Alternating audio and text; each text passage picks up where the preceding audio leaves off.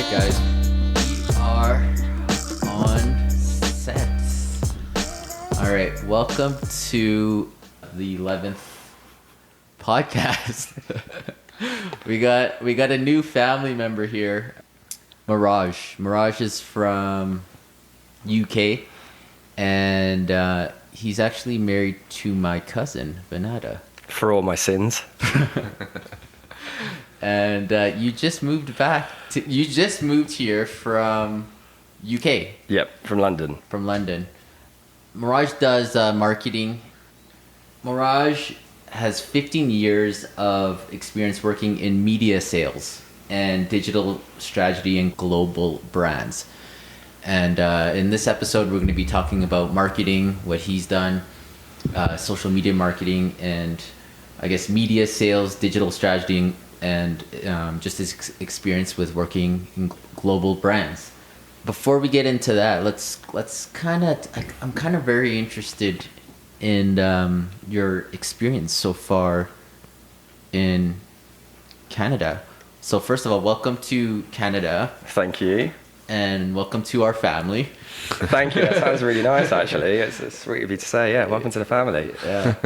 Yeah, because you guys got married a couple years ago in Mexico, right? So yeah, we did. Yeah. We did. So we got together, I think, when was it? 8 years ago. She was in London, and she was just kind of traveling, trying to figure out her life in London, moved in, and for the whole sort of getaway experience. Mm-hmm. I met her 2 weeks into a trip, which was quite quick for her, which was great for me. Yeah. And then been with her ever since. That's crazy. So I think very early on, she's always kind of made it very clear she wanted to come back home. Mm-hmm. I just, for whatever reason, kept delaying it to the point where it didn't make any sense anymore. So we got married 2 years ago, been here 1 month. It's been 1 month now. 1 month on Monday, I just went. And I've been in isolation for 2 weeks. It was the best 2 weeks of my life. Loved it. Anyone that says isolation's rubbish is talking nonsense, because if you actually format your days correctly, it can be very, very good for you. And I found it very useful for me. So I kind of resetted and got myself into kind of a mind space, which was a really positive mind space to try and come out and figure out what I need to do next. Yeah. And then, been out for 2 weeks, been out a little bit, but been exploring the city, man. It's pretty cool. Man, I love your accent. Yeah, I think it sounds really good for the podcast. Yeah, makes you sound a bit more intelligent, doesn't it? Believe me, I'm not, mate. Back in the UK, they'll be like, "What are you doing?" It's proper. It's so smoothing and soothing. You know? My accent, I try to make it, did not work out, eh? It doesn't, mate. I'll be honest. Yeah, it doesn't, mate. You sound more Australian than anything, but yeah, it's all good. Oh, that's so funny. All right, so let's talk about. I actually am interested also in what you've experienced differently so far, and what you've seen differently living in the UK and just coming here now. I know we've already had like a lot of conversations about it, but how has that transition been, and like what are the big things that you've seen differently within our culture and the UK culture? So it's interesting. I think, first of all, I probably haven't experienced like the crazy culture shock because I've been here a couple of times. Mm-hmm. I've also obviously seen you guys on holidays or whatever, so I've kind of got used to kind of your sense of humor, the way you guys are as a family, a bit more about your culture, etc. Mm-hmm. And also having you guys as a support network since I've been here has kind of maybe shielded me from more extremities that someone possibly could when they visit or do move country. Mm-hmm. I think the main sort of massive difference I've seen is that it's just the land space. It's just insane. It's just vast. It's huge. And growing up in London, it literally is concrete jungle, right? You're so squeezed up and whatever. But there's so many examples, differences to London and Calgary where I kind of now see it, it's more like apples and pears. I don't like comparing them because they're two separate entities. Mm-hmm. And I think when you get into a dangerous realm where you compare one for the other, because all of a sudden then you're looking for one more. So for me, it's kind of just seeing the differences. And I think the biggest difference I've seen, funnily enough, is probably the courtesy. You guys are certainly a lot more courteous. And I don't know whether that's because it's the Canadian spirit, because the Canadian spirit is kind of laughed about a little bit. Like, it's like, oh, Canadians a dream. It's a bit like Pleasantville. when you get here, it kind of is. Like, everyone's really sweet, and it's like it's quite off-putting. And coming from London, maybe where you're a bit more hard-nosed and you're a bit more aggressive, like even the table service, like, oh, they're asking you how you're doing and stuff. It's like, whoa, have you got an agenda? Like, lay off me a little bit. But that's been quite nice. I really enjoyed that. I don't want to disrespect you guys when I say obedient, and maybe I should rephrase that as respectful. But like, certainly, like the traffic stop system, people sticking to the speed limit, all that sort of stuff. Like, it's brilliant. It's absolutely fantastic. Yeah. But again, it happens in London, but over here are a little bit more like crass with the way we drive, etc. But I think like that's one thing I've noticed, like the masks, for instance, everyone's really been doing that properly, and you should be. But again, in London, it's a little bit more, well, you know, certain pockets, I shouldn't generalize the whole bloody city, but it's definitely a little bit different, and certainly more relaxed. Like, you guys are more relaxed for sure. That's funny. It's funny you say that, because I have some cousins that came in from London, and they're like, man, Canadians are so nice. Like, every time they walk by you, they say hello, and like they look at you in the eyes and stuff like that. She's like, in London, everyone's just looking at the ground, and like they're just minding their own business. They're like, I kind of like it like that, because I don't have to say anything to anybody. I just walk past them, and they don't have to say anything. So it's actually pretty funny that you mentioned that. Totally. Like, I went hiking the other week, and I thought, well, every time you go past someone, they all kind of say hello. So I just kind of played a game on myself and tried to see how many hellos I could do in different languages. And that passed about half hour. I only got like 3 or 4. But anyway, it is pretty cool. It's pretty nice to be in a country where that spirit is embodied. But then, you know, from London, it's just different. It's organized chaos, right? So, like, when I was there that was last summer. Yeah. It is very busy. It's just like, and I feel like it's futuristic and it's old school. They have like castles, and then right beside the castle is like a brand new tower, modern right? Building. And it is just go there. What I feel. One thing I felt was a lot of traveling time. That's something I find in Europe, where it's all trains and there's like barely anyone driving. And when you do drive, it takes like 4 hours just to get somewhere, right? Because of the traffic, right? Yeah, the tube's pretty efficient there. Yeah, the tube is pretty efficient. The food was good there. Yeah. But yeah, I would say we are a really spread out city. So we have a lot of land. Totally, and the fact you guys have to drive everywhere, it's weird to me. So when someone says you're a 5-minute drive away, I was like, cool, well, that's a 15-20 minute walk. I'll do that easy. It's not a 15-20 minute walk. You're like a few miles away, but you're 5 minutes away, so you have to have your car, right?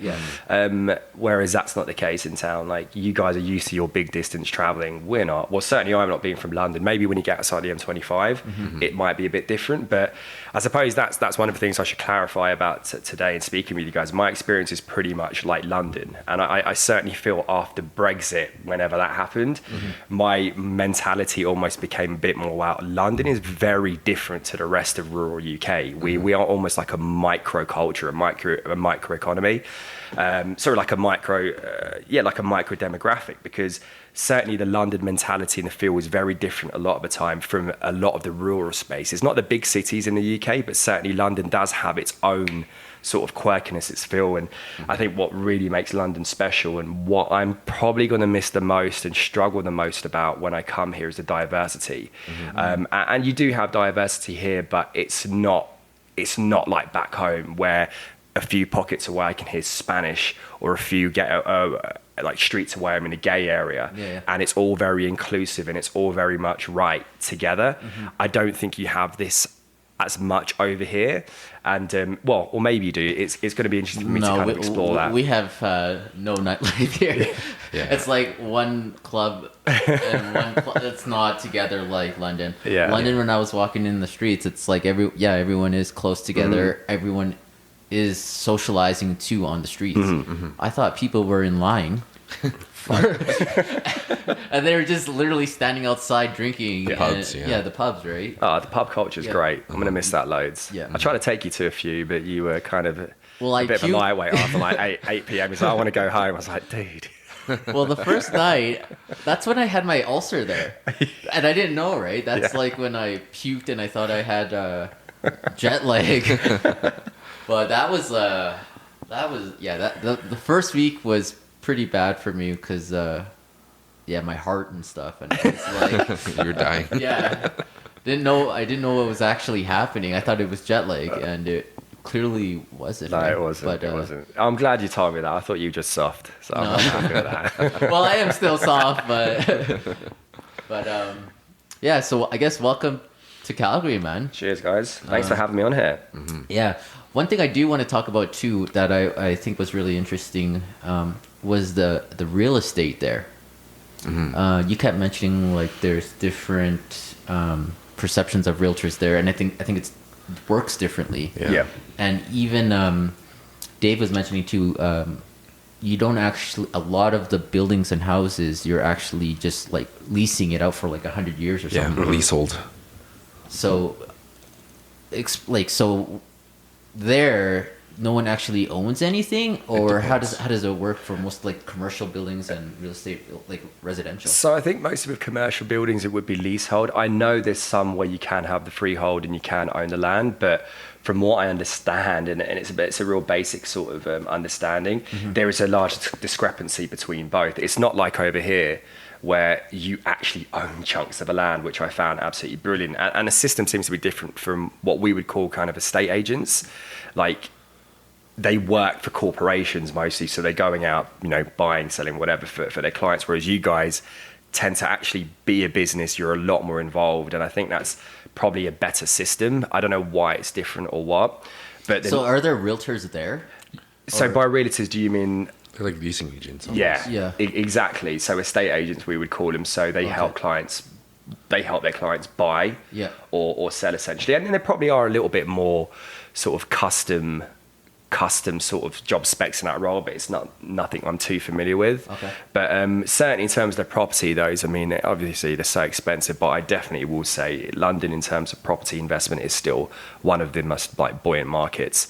It's incredible. Yes, it's stupidly expensive, but I tell you right now, during COVID, if you have large equity, you're killing it. And I think ultimately my plan will always be to invest in London in terms of property. Having you guys would be good knowledge for me to navigate around here as well, but certainly it's a safe bet. I don't think it's as up and down as what it has been in Calgary, but you could probably tell me more about that. Well, yeah, Calgary's definitely more up and down. I feel like UK is always going up, right? There's not much land there, so I mean, the only direction you can go there is up. But Calgary, I feel like you can build any direction, north, south, east, or west.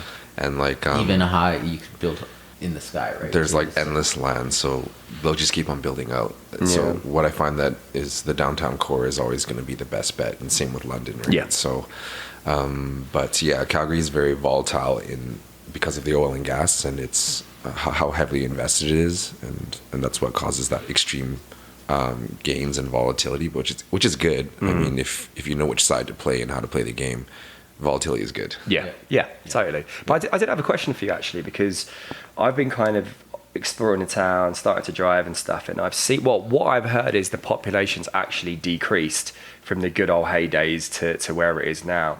But I still notice there's so much development of houses and land, and also the prices still seem pretty expensive. So why are they still building all these houses if the population is decreasing? I don't understand that. I actually think the population has increased. Has it increased? Yeah, Okay. Yeah. Last time we checked, the population in Calgary has been growing year after year, and that's what I keep saying. Where people are trying to compare it to, I think Detroit. They're like, we're the next Detroit. Oh, and it's a bit harsh. Yeah. But if you look at Detroit's like last 20 years, 15 years, they are on a decline. I'm not sure where our population is right now. I think it's at like 1.4, almost 1.5 million. I think it's like 1.2 or something. Yeah. Somewhere around there. Okay. I thought it was below 1 million, actually, so someone told me that stupidly. Yeah, so I'm not 100% on that. We'll have to Google it. Where's your Jamie? Hey Siri, what's the population of Calgary? But the thing I think with Calgary is we've been going in a in a recession, I would say. But as for like the real estate, I think it's already dropped as much as it has. Like condos, especially downtown, you're looking at like 100K to 250,000 price reduction. Wow. From like the peak, right? Even more at some properties. But right now for like the detached homes, it's been pretty steady. I think it's actually increased in the last few months, and I thought like we were going to be in a huge selling market because of COVID, but right now it's pretty balanced. I would say even maybe more of a buyer's market right now, right? But who knows what's going to happen in 6 months, right? And then also we got the low interest rates, so people are taking advantage of that. And I know like the government has done some incentives. If you buy, like they could help with like a 5% down, and if you're buying a new build, they would help with like 10% down. Wow. So there's like, I think it's like kind of bottomed out right now. And if you compare our prices actually to Toronto, Vancouver, we're pretty cheap. Oh yeah. Like Yeah. I've heard Vancouver's ridiculous. Yeah. Well, if you look at one bedrooms, just in comparison, they're almost 800,000. yeah. Here they're probably right now, Like you know, 295, 250 to 300, right? Yeah. If you're comparing apples to. So we definitely invested at the wrong time in the Verve. Oh yeah. That's for sure. Yeah, a lot of people. Well, what happened at that point, 3, 4, 5 years ago, Calgary was just going up. Because I remember when we were looking at condos downtown, they were increasing the prices every month. And yeah, with oil and gas, Calgary's just basically all oil and gas, right? Yeah. So where do you guys, if that's the case, then where do you guys see the void that's going to fill that? Because my certain feeling from speaking to people is that the good days are returning, and in terms of oil and gas, aren't returning. And so where does that void get filled? How do you stem creativity? What's going to drive Calgary moving forward now? I think just the construction is a huge one right now. Like they're doing tons of construction all over the city, building the ring road, just like downtown construction for like these towers that are getting built now that are for lease only. They just injected like 500 million into this convention center as well that's getting built. Yeah, like the BMO Center. Yeah, BMO, and then there's like a huge parkade that's supporting it as well, and then they have the new arena that they just approved as well. So there's tons of construction going on, but I mean, how long is that going to go for? Well, there needs to be money to support construction, right? There needs to be people living there in order for it to develop and using the facility. So I'm hoping like more tech companies come. Yeah. And then like obviously people like you coming here and trying to stir something up with new businesses, right? Well, yeah, because this is the interesting thing, right? So coming from London, I'm quite liberal. I'm very left wing. I'm quite liberal, not too left where it's become right wing, which is another conversation. But like, it's almost so. When I heard about the problem of oil and gas and whatever, and I was a little bit like, Trudeau, by the way, is loved where we are, and I'm sure we don't know the ins and outs of it, whatever, but from what I understand, he's kind of scuppered the economy here. He's been quite negative for oil and gas for whatever reasons in Alberta. But my thinking was coming in is sometimes you need a bit of a hard exit from a specific industry, because whilst that industry lies or exists, there's always going to be people counting on it to generate money and income, and sometimes the only way to escape is to almost just put the brakes on, make everyone panic, because that almost pushes people out of their comfort zones. Now, I've heard it's a lot more technical than that, because oil and gas drives so many different businesses, right? Yeah. But it was just for me, I don't know, it's just a bit like I kind of see it from an outside perspective because I'm not that involved in it and I haven't got that much invested in it. And it's easy for me to come from a different side of the world to say maybe it's a good thing, but maybe it could be in the long run, and it's gonna suffer. Or maybe what you guys needed is someone to put a plan in and say, right, in 15, 20 years, we're gonna pivot. And this is our plan to invest in this, still keep that money coming in, but looking to drive it into different avenues. So maybe that's what's not happened. I'm not sure, but it's just interesting to see that, because everyone keeps saying, yeah, we want to get into tech, and it's not that easy. Like the whole of the world are trying to do it. We're probably in India, they're probably more educated at a cheaper fee, and they're miles ahead of what could be in London and Calgary. Forget Silicon Valley. So I think it's a very easy thing to say. What I think it probably needs is it's probably a bit of investment and maybe a bit more education. And I don't know if that happens or what. So please be my guest to explain it to me. Yeah, for sure. Because I heard that even like China and India, they're not exporting a lot of their like smart minds anymore. Everyone's staying there. They're offering more money and incentives to keep their own people there, so that they're not like being the bright minds of like the U.S. Silicon Valley. Yeah. So like India and China have been investing really heavy into their own tech. Yeah, the brain drain's finished. Yeah. And it's impressive. Like when I was there at the start of the year and I went to Hyderabad, it's just incredible. They've literally built this city.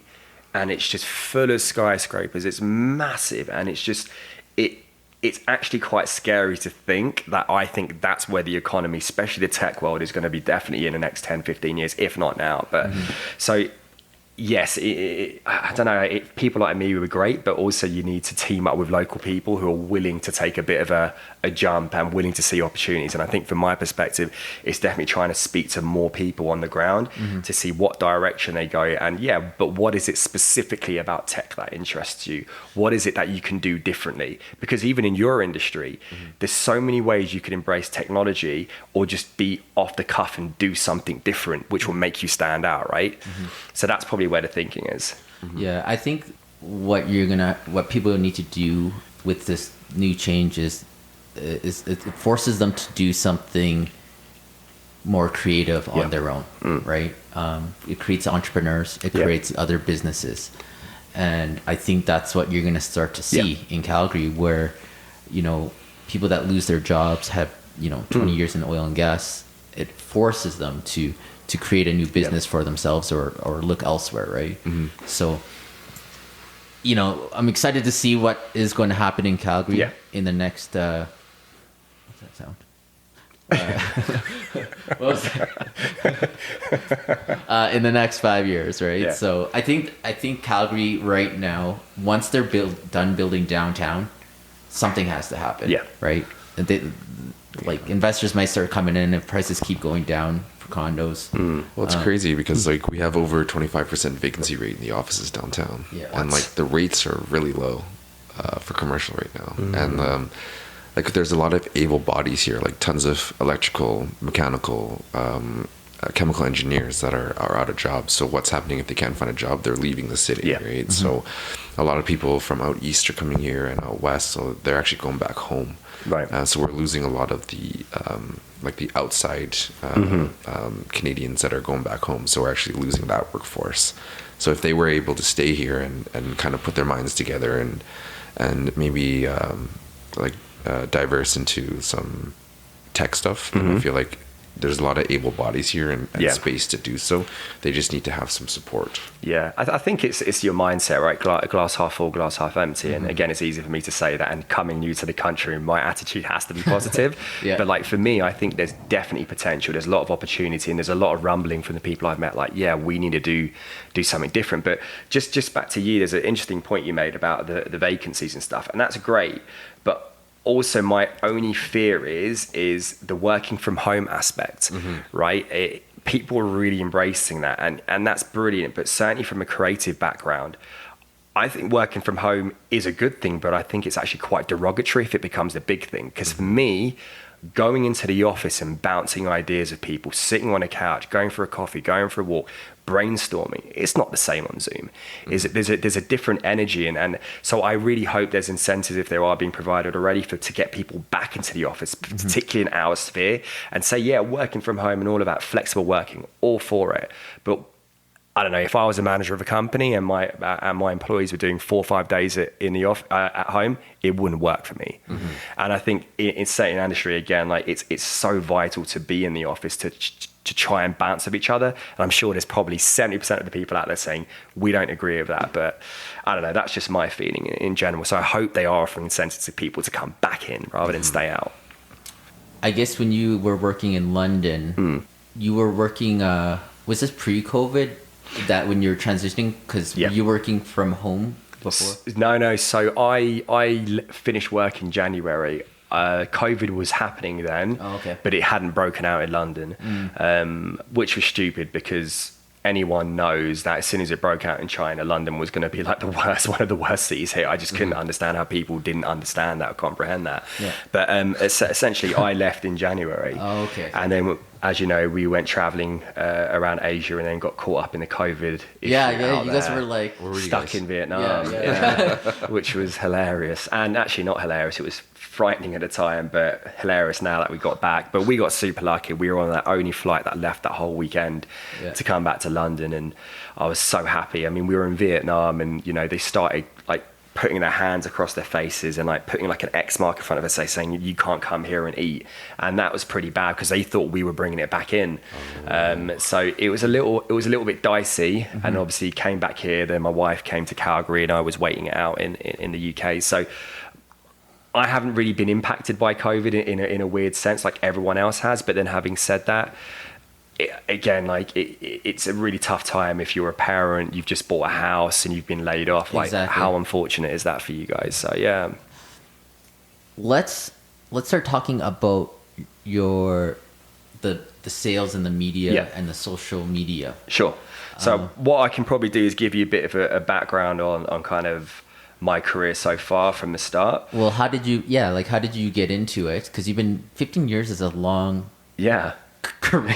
It is a long time. And this is the worst thing about coming to Calgary. It was a bit like, I had a massive wobble. I was just a bit like, why am I leaving my good career in London? Sorry, I had a massive sort of like doubt in myself about this move. Like, why am I leaving London? Yeah, like a mind wobble. And but it is when I look back on it and I talk to you guys, like, I've done a lot of stuff in the industry. So how did I fall into it? Complete luck, or whatever you want to call it. I had no idea. I just saw an advert in a magazine, and I was like, I'm going to apply it there. So I started off in kind of media sales. So my first job was working for a publishing magazine and selling the little classified ads in the back of the magazine, which is like your little little boxes or whatever. And that was brilliant, great teaching. You really had to graft. You really had to kind of be a go-getter, pick up the phone, hang it up, and you know what I mean? Hundreds and thousands of rejections, absolutely fine. From there, worked myself up to the bigger pit of the magazine, as you do. So back then it was mostly print. However, the digital revolution started coming in. So that was great because I was at the start of when people were like, right, we need to go online and therefore we need to sell adverts online. So I did 4 years in publishing, which was brilliant. Worked myself up to one of the senior members of the commercial team, and was, by the end of it, pretty much responsible for generating a large proportion of all advertising revenue that came into the publication through that, but then through setting up of different events, the websites. And it's just basically thinking, how do we establish different routes to commercial revenue?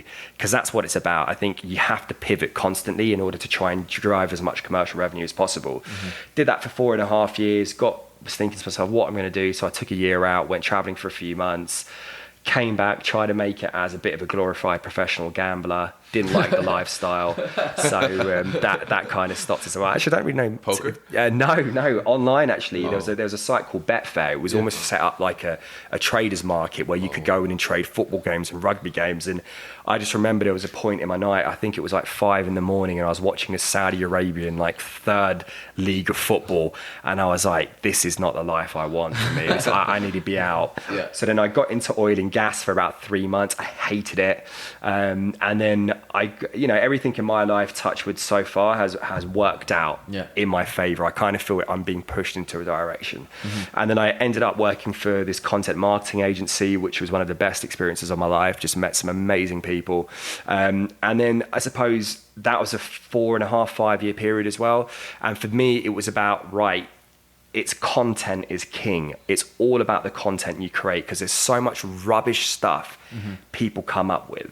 So it's about, how do you produce good content to make it authentic? Because when it's authentic, it drives engagement, right? So that's the most important thing about marketing in my eye. It's about creating good content, right? So do you go through these ideas with these companies, or what is your role with marketing? Because are you talking about social media marketing, advertising, like Facebook? So this is everything. Everything, right? Okay, this Facebook, social media market, whatever, they're all different mechanisms of marketing, right? Yeah. So essentially what my role at that point would have been to work to drive revenue through marketing brands, right? So what we're doing is we have, for instance, a bunch of different magazines, publications, whatever. It's then working with marketing teams and trying to create strategies to drive revenue into our magazine, because ultimately they're using our publications and our facilities because they want to get their audience, right? So that's kind of what it was. And then about 5 years into that, I was like, right, I really completely want to get into the digital space. And that's when I saw the potential with influencers. So this was about 4.5 years ago. Well, is it? Yeah, for about maybe 4.5 years ago. And I was like, right, well, influencers are kind of a big deal now. And believe it or not, like, forget the morality for a sec, because I think we kind of all question where we are where we are at with what social media does for people, right? Yeah. But the truth of the situation is that's our landscape right now. That's where a lot of the younger audience. What do you mean? That's like influencers or Instagram. Social media in general, Yeah, Instagram, Facebook, TikTok, whatever. Yeah. By the morality issues, I mean, does it drive depression? Absolutely, yes, it does. Does it drive the fact that we're trying to keep up with the Joneses? Absolutely, it does. So those platforms have to make sure that they're doing a good job to try and get rid of this. But put that to the side for a second. The fact of the matter is that's where our world is right now. People love social media. They drive themselves on social media, and you use it as well for brands love it, right? Yeah. So that's where I saw potential, and I was like, right, influencers are kind of doing a lot of good stuff now. So for me, it was like, right, you have simple Instagram adverts, right? Name your brand over here. I don't know. Let's just say Snickers. That's that existing category, right? Yeah. It's more than just eating a chocolate bar on an Instagram post, right? You've got these influencers who we call creators, by the way, because we see them as content creators. I hate the word influencers, so I will use the word creators from now on. They're creating amazing content. Like, they see themselves as creative directors. They are using drones. They're using amazing videographers to stand out, to make amazing, authentic content. So how do we use this content now? And how do we push that onto different avenues? So could we push that onto TV? Could we push that onto outdoor advertising? Could we use this content and push it as normal Facebook advertising? So there's so much more of what you could do with the creator and use that content and get them into different aspects. And that's kind of where the job at Style Hall was brilliant for me, because it was like, right, learning about SEO, it was learning about optimization. Then we had the whole thing around GDPR, which is around data compliance. So all of a sudden you couldn't use this data to target people. So how do you become clever about that? So we put together some amazing things. We worked on the boxing fight between KSI and Logan Paul. And the first time I went to a boxing fight. Did you go to that? Yeah, I got invited to the first one in Manchester. Yeah. And 20,000 screaming 12-year-olds, 15-year-olds baying for blood. And I was like, holy shit, like this stuff is massive. Right? KSI and Logan Paul are huge. I think that was the biggest YouTube first, like, the first one. That was the third one, right? And you know, I was so proud to have worked on it and sold some deals on it. It was brilliant, and it kind of changed my world. I was like, these guys are, to the modern person, forget DiCaprio, forget Russell Crowe, or even younger people, to younger age people, influencers are their Marilyn Monroes now. It's literally, it might sound like a ridiculous statement, but I promise you it is. Right? So then unfortunately we got made redundant from that job. It was just I think it's because the influencers or content creators, you actually get to see their life versus like an actor. You know, totally. I'm starting to see actors right now on TikTok, like Bruce Willis. So you get to actually see a different side, and I think that's how social media plays out and does its thing, right? Well, it's always been there, right? So we could even take this back further. Influencer marketing has always existed. So Tony the Tiger from Frosties, right? Why was he created? To build that resonance between an audience and a brand, right? So he was the first influence, or even better, Santa Claus, when he became part of the Coca-Cola brand, sort of mechanic. It's always been there. The next stage were celebrities. Celebrities then came around, and it was like, oh, we would aspire to be like them, but there was no platform to generate that interaction. And that's where influencers came in, right? That's the third stage. So almost now we have these influencers who comment on like a face punch. Oh, cheers, bro. How special does that make you feel? You're part of their everyday life, so you really feel you get to know them. And where influencer marketing has certainly kicked in, it's basically word of mouth advertising at mass scale. And word of mouth advertising, so me talking to you and you saying, right, this Lexus is amazing, right? You should really buy one. I'm going to listen to you because I trust you, right? It's the same with influencers or creators. So that's where brands have really synced into it. And then platforms for that, TikTok, Instagram, Facebook, and the next big thing we're waiting for, right? So what would you recommend for smaller companies like us? And what is like, do you have, because I feel like we try to do everything also. Yeah. Right?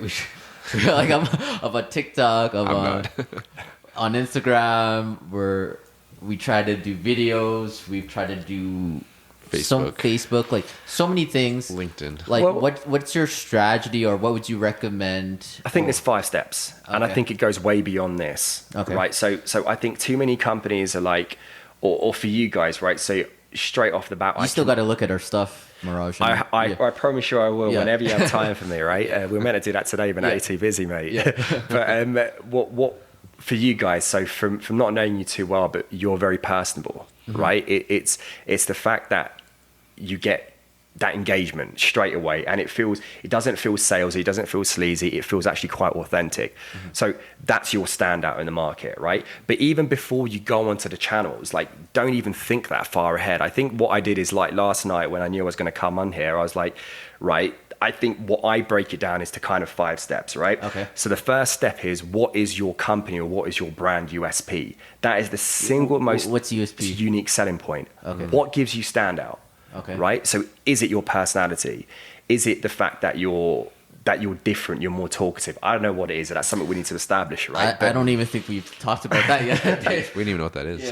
Exactly, but standout is vital, right? Yeah. Let's face it, there's so many companies who do the same shit. Yeah, they do. Right? Yeah, for sure. So a lot of the best business ideas would be, I'm going to do what you do, but I'm going to do it better. So what's my standout? How do I achieve standout? And you really need to give that a good think. And once you know that, or once you know what you want to make it is, all of a sudden you've got a different place in the market against your competitors, right? So that's kind of the first point, I would say. Okay. The second point is, how do you build a narrative around your USP? Just so we're clear, your first point is to find your USP, your standout. Your standing. What is this? Your standout point. Your standout point. Yeah. Which is what makes you different. stand out. Yeah, okay. What makes you different, right? Okay, so that's number one. Number one, right? Yeah. The second bit is to build a narrative around your USP. So now I've got my standout. How do I build a narrative? What's the strategy I can take out to market, right? So for instance, if you guys are all about your empathy, or you're all about your emotion, you're all about trying to drive understanding, is it a podcast? You know, what can we do different? How can we build a narrative? Is it to be the best mates? You know? I think it was the podcast for us to stand out and to engage with, like, businesses and clients and you know, even you, right? Like, like, I think right now, just to be a realtor, you know, I want to diversify and I want to do other things. So yeah. So I would even argue that a little bit, where I say a podcast is a mechanism. By narrative, I mean, what is going to be your narrative in trying to get out to these people? So as a realtor, right? So is it going to be, we're going to be the trusted guys in the market? We want to be the thought-provoking kind of word of mouth in the industry. We want to be the reliable people. We want to be the people that are the friendly people that aren't just trying to sell houses. We're trying to educate people on the actual market itself, right? So I think it's very important to build a narrative around what you want to do. And in simple marketing terms, could that be a marketing strategy? Is it like a TikTok video? Is it whatever? So you just got to build your narrative, right? Okay. Then the third point is your target demographic. Like, who is your target demographic?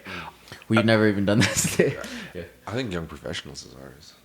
Yeah, young professionals. Well, there you go. But then you need to know that older families too. I feel like we work with everyone. But that's your point, and that's the issue. You could try and target everyone, or you could build a USP that matches your narrative, and all of a sudden you realize by funneling that down that 18 to 30-year-olds could be your target demographic because of the way what you wear, what you drive, the way you talk.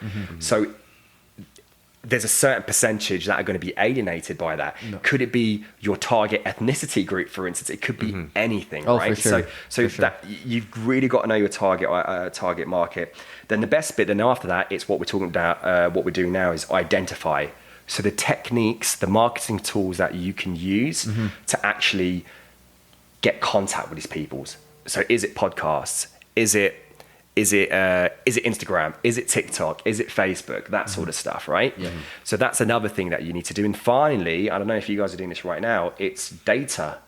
Like, have you done data recollections of who's listening to your podcast, who's serving your ad, who's looking at your adverts? Because once you've got an idea of that, all of a sudden you know what's working and what's not, right? So data collection, particularly in this day and age, is everything. You need to know who is consuming your content, and unless you know that, you don't know what's working for you. So those are the kind of 5 steps I would do an initial strategy, and once you really have that clear identity, then you can right, then we can attack this stuff. So that's kind of where I would say for you and for any brand that are really trying to get into something straight away, they're the 5 kind of main steps. And there's so many intricacies and they overlap and whatever, but just trying to kind of put it in layman's terms. That's sweet. Yeah, I've started realizing what you said was the last thing is data. Yeah. Looking at your sales and reflecting and just tweaking it, right? Seeing what works and what doesn't. Totally. I think for me and us, that's a huge thing. It gives you feedback on what to do next. Agreed. Like, right. For instance, have you got any market reports where you know there's a certain amount of people from this industry who are buying the most houses? Are there certain areas of Canada or Calgary that are buying the most houses? All of a sudden, you've got a target demographic, and your Facebook advertising should be pushed into that. Do you see what I mean? Yeah. It's using the data available. And I think Facebook advertising, by the way, is the cheapest and the most efficient way to gain results. Yeah, we've done some Facebook marketing, and it's awesome because you could narrow your ads to a certain clientele. Exactly. Like geo-target. To the T. Yeah.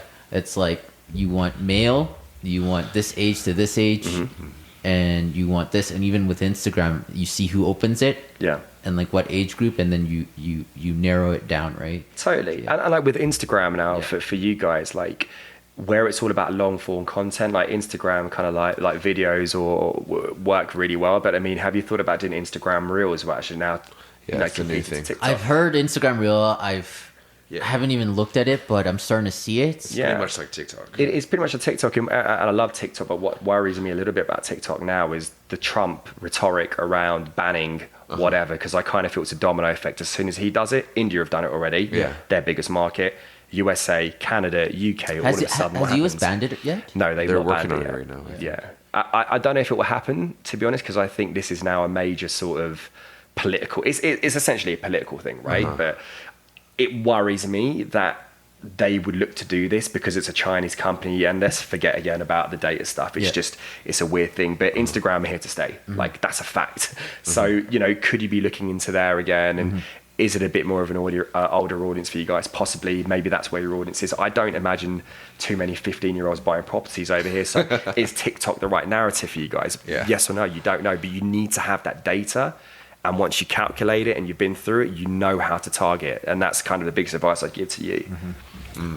What have you learned in the last 15 years about this whole social media advertising, everything? Well, I suppose in general around my career, there's so many different things, but I think the first kind of thing is, I kind of mentioned the power of influencers. Yeah. It's about creating authentic content. authentic content is paramount. I'm telling you, too many influencers now just want to drive followers. It's bullshit. Don't do that. Look at authentic content. As a marketeer or someone who wants to buy you guys. What do you mean by authentic content? Authentic content is content that is actually relatable to you. Right? That's real to you. So my name is Miraj. I'm interested in football, meditation, whatever it is. I'm not going to produce content about me shipping. It's just not going to work, right? It's not authentic to me, right? And I think the most important thing, and this is interesting now because bringing this sort of thinking over to a very infancy market in terms of influencer marketing, it's like brands just want to go with buy into creators that might have a 1 million following, right? Let's just say that. Out of that, 50% of their following could be from the UK. So 50% of their audience is no good to me. Out of that, 40% of their audience could be the wrong demographic. And out of that, their engagement rates might be rubbish, right? So I'm better off working with an influencer who has 100,000 following based in Calgary because they're ultimately going to portray my message better. And what we find in the influencer world is you get your kind of your big mega stars, you have your macro, micro, nano, whatever it is. They serve different purposes. So I think in terms of a strategy, it's important to kind of use all of these guys, but make sure you know the data of the influencer you're using. Know what their audience is. Otherwise, it's just wasted money, right? So that's the big thing we've learned, certainly in London. And us, gone. So do you find influencers and then, like, let's say you have a company that wants advertising, so you would essentially find these influencers and ask them to market for you. Exactly. Right? So depending on what company I've been at, you could have almost like a technology database where they exist on our platform, or we represent them as a talent management firm, right? So it's about having the right influencers, generating a strategy with marketing, saying, right, we think this is going to work. We should generate this amazing idea on Instagram, TikTok dance, whatever it is. And then the final phase is, right, we think Jennifer from Alberta is going to be great for this campaign because she personifies the brand really well. So you actually are looking yourself for influencers to connect, or you have different teams, right? Oh, okay. So my job would be working with the marketing team, basically with the influencer. So it would be working with the marketing team first to develop the strategy to make sure they buy from us, because ultimately it's about driving revenue. Now we have $100,000. Then it's working with the account management teams and the talent teams who deal with the influencers every day to say, right, we think this person. Otherwise, it's too much work, right? You've got to absolutely understand your job roles. But then overseeing that and being like, right, I'm not happy with her. I'm not happy with him. And now let's push this back to the client and let's see what the client think. And then they sign it off. So as an influencer, you just pay them like a referral fee to do this, or so they get a fee. So again, it depends if you're a talent management firm or if you're part of a platform, because now you get lots of platforms which recruit influencers and they might get paid depending on their size. They could get paid a few $100s to a few thousand. You don't know how it works. But certainly with the bigger guys like KSI and whatever, they're commanding, well, I can't really say, but they're commanding stupid figures for a YouTube video or for an Instagram post. Sure. So it all depends on your size. But this is where we need to think a little bit differently now. And brands need to think a little bit differently. But just because you have 5 million followers on YouTube, it doesn't mean you're right for my brand, because your engagement could be completely wasted. It could be completely not there. You know, so like if you're like advertising for Lexus, you don't want an influencer that's for like 12, 15 year olds. Well, exactly. It's just wasted, right? If you want to put it into pure simple terms, absolutely. But so going back to lessons that I've kind of learned, that would be it. But I mean, so the lessons you learned is how impactful influencers are. One of the lessons, certainly in the last couple of years, they're super powerful. I guess I don't even know many influencers in Calgary. Well, this is a lot of small businesses. Yeah. But I do see it in a market here, because I do see that growing. Obviously, it's going to be a lot more localized, but I think if anything, that's a good thing, because if you're a Calgary brand who wants to go after specifically target Calgary people, I don't want an influencer who's got a massive audience in Vancouver. It's just no point, right? So in terms of last 2 years, I would certainly say the impact of influencers is massive. I think it's here to stay. But again, throughout my career, it's about creating good content. And that can stem from whether you're influencers, whether you guys are producing articles, whether you're producing podcasts, whatever. It's making sure that it's relatable and it's you. And people will buy into your people, you don't. It doesn't matter. Because all of a sudden, if you've got a percentage of an audience that's engaged, they're the ones that are constantly going to be referring you and who are going to be championing your product or your service, right? So that's what I would say. But in terms of business, I think, I don't know, there's so many things, I think. What about personal? What have you learned in the last, because you said you meditate lots too. I've started to now. Yeah. I mean, I think it's something that I certainly didn't do a lot. It's something I was always dip my toes in and out, but certainly in the last sort of 2 to 3 months, lots, because I've had a lot more time to it. But yeah, certainly like meditation definitely helps in the morning. I think gratitude has been massive for me in the morning as well, just expressing what I'm thankful for. And I think one of the things I'm really thankful for at the moment is just having an opportunity to be in Calgary. Like, how fucking lucky am I compared to 75% of the world who don't ever get a chance to leave their bloody street or house or whatever. So I think it's really kind of focusing on the things that make you better. Glass half full, and that translates into business as well. Be solution focused. I hate it when people say, oh, this is shit, we haven't got this. Well, what can you do about it? Like, solution, give me a solution. Let's brainstorm. Be solution focused. Don't be a negative Nelly. And negative Nelly. and that kind of, that's also with me in my life as well. You as you go through life, I've got lots of friends and whatever, but you certainly realize after a while, you realize what you want from people. The people you associate with let you know who you are, right?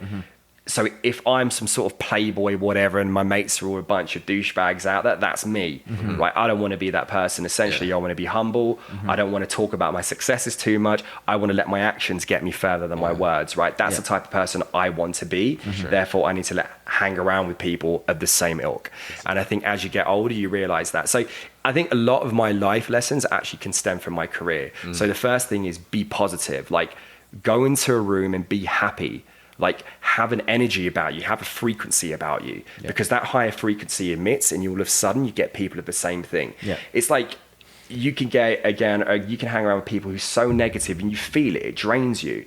So I think, particularly in an office, go in, be lively, be positive, smile. That stuff's infectious, right? When you come into the room, are you the person that brings like light, or are you the person that brings dark, right? That's what you always got to ask yourself. And I agree with that one for sure. Absolutely. So there's that. The second thing was solution focus, which I'll talk about first, and the third thing is team player. Like, it doesn't matter if you're in sales and they're going to commission based whatever.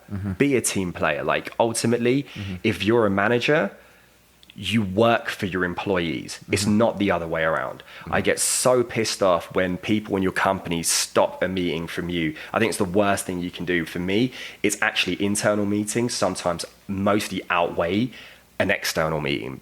Like, how would I feel if you cancelled a meeting with it? Just doesn't make me feel right. So I think we need to put that team ethic back into things, be less individualistic, and be there for people. Ultimately, if people are on your team and they are driving success, that's a benefit from you. And I think ultimately, I've been in a few companies where that's not really existed, where the culture's been quite play one person against another. And I've been very fortunate as well to work for a couple of companies where that's just not been the case, where it's always been about the team, the greater good. So those are the kind of three things, giving it a bit of thought from work, that really play a part of my moral life as well. And I think if you ask my friends, I'm certainly a team player. I'm very lively. I'm very bold. You probably know that. And, you fit right into our family. Exactly. And I try and be solution focused. I know I haven't been that in the past, but certainly from now on, it's important. I think when you express things like gratitude, it maybe makes those things fall into place a little bit better. So those are I suppose the biggest things I've learned.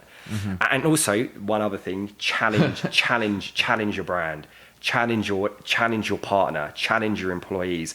You know, Jordan Peterson says actually the agreeable people probably don't get as far in their careers. And I'm not saying to be an arsehole, and I've been so agreeable in my career, but I also notice it's very important to challenge people, because some people are so comfortable in doing certain things. Marketing teams will do the same things over and over and over again. But what can we do different? How can we push the boundaries? How can we use different mechanisms to try and grow the business? Innovation only stems from places out of comfort. And certainly that's my life journey right now. I'm moving to Calgary. It's stepping out the comfort zone at 35 years old, starting from scratch again. I don't know how this is going to work out for me, but what I do know is I'm glad at least I'm stepping out of my comfort zone, and I'm trying to aspire to that every day by meeting new people, by doing this, by doing things I've never done, because I'm hoping that's going to sort of spark some sort of energy and get me connected with people that I need to be with. That's a good take. Wow.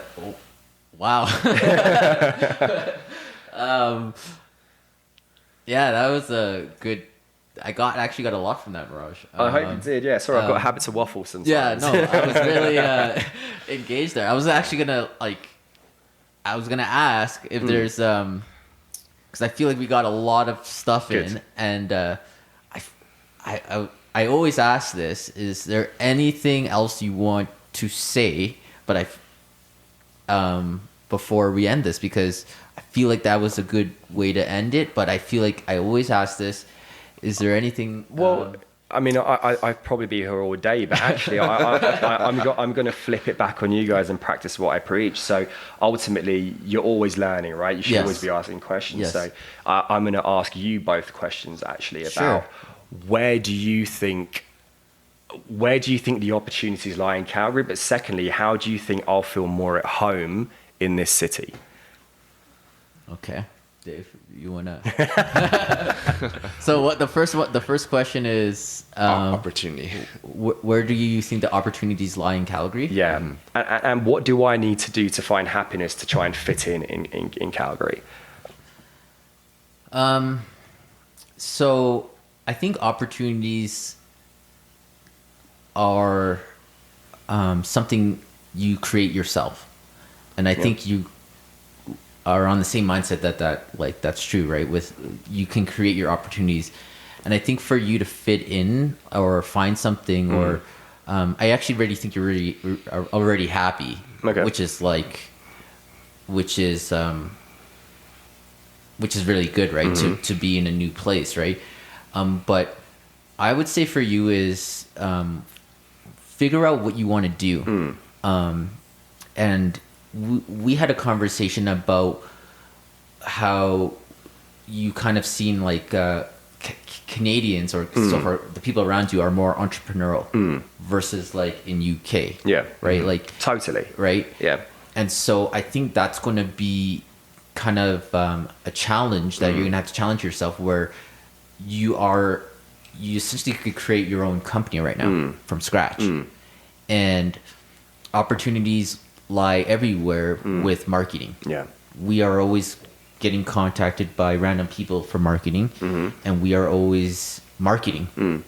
And you know this too, right? It's you've been trained with other companies and yourself for the last 15 years. So I would say for yourself, start thinking of doing what you want to do here, and find out like what creates happiness for you for your work, and then start going at it, right? You've shared a lot of what you've done already, so maybe someone listening to this podcast might want to reach out to you. That's the opportunity that you're taking also, right? Totally. And same with us, right? We're gonna have a conversation and see how you could help us market, right? Yeah.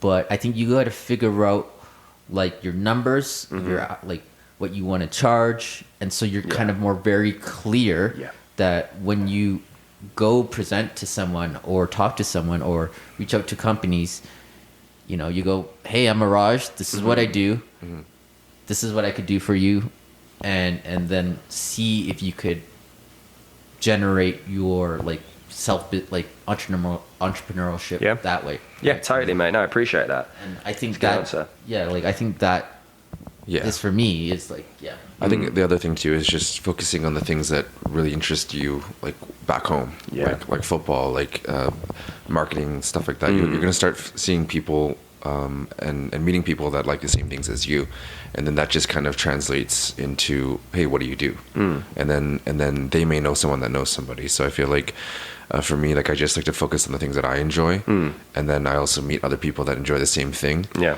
And then the topic of conversation always ends up like, hey, what do you do? And then people always want to help you when they're more relatable to you, right? So there's a good list of this thing that I always read. It's called the laws of likability. So it's like people like people that are like us. People like us that like people that like the same things as us. It's like people like people that make people them feel good. Like there's like a whole list of things, right? So if you just focus on the laws of likability, and that's how you'll find and influence more people that will get you in. You'd have to give me that book as well, yeah? Yeah. Right up for that. I also think your accent's gonna help a lot. Like UK accents are just so like, I don't know what it is. It just sounds smarter or well, I think hopefully that's what it is, mate. Because when you know me a bit, it's probably not that much. So, That's some proper English. No, cheers to having me on, guys. I appreciate it. It's been really fun, actually. One more thing too is just definitely tap into the family's networks and our like. Venada has a huge network. We have a huge network. We grew up here, and our family alone is really big, right? So and you know that, right? So I would say like just figure out what you want to do, and then just you have all the tools, you have all the support, and then like maybe this is like your next chapter on entrepreneurship, right? Which is what I love. So and where can people find you on social media and stuff? So it's this is really bad for some of the social media I've done. Just Miraj Vyas, I think. You'll just see lots of pictures of me getting drunk, to be honest. But that's where you'll find me. Miraj_Vyas, MIRJ_VYAS. I'm expecting my Instagram to be popping off after this podcast. Well, you're on the wrong podcast for that. Well, 10 years from now, Jen. 10 years from now, I just want to be clear first, and before we end this, is just what exactly can you do for just kind of market yourself right now of like what you could do, or if someone is interested for marketing, or just definite. So I think where my position or what I really enjoy doing is kind of getting to really know companies, to try and find out their USPs, their standout, and to almost drive that interest. I think I'm most comfortable when I'm presenting. Like you give me a presentation, I'm happy to go into a room with people, and I have a natural affinity for doing presentations. But just coming in, injecting a little bit of color, injecting a little bit of zest into your company, and trying to find out alternative strategies. Let's brainstorm. Let's think different. Let's put a point of difference, and let's try and attack it. And that's where it stems from. Pretty much just giving that bit of enthusiasm. Got it. And we could also use another realtor too if you're looking. I mean, I've heard it's looking pretty decent, man. So if you want to get me on the side, I'll get a little bit of commission. Sweet. For sure. Sounds good. So, cheers, guys. Appreciate it. Thank you. Yeah, cool. Thanks, Miraj. Thanks for coming on.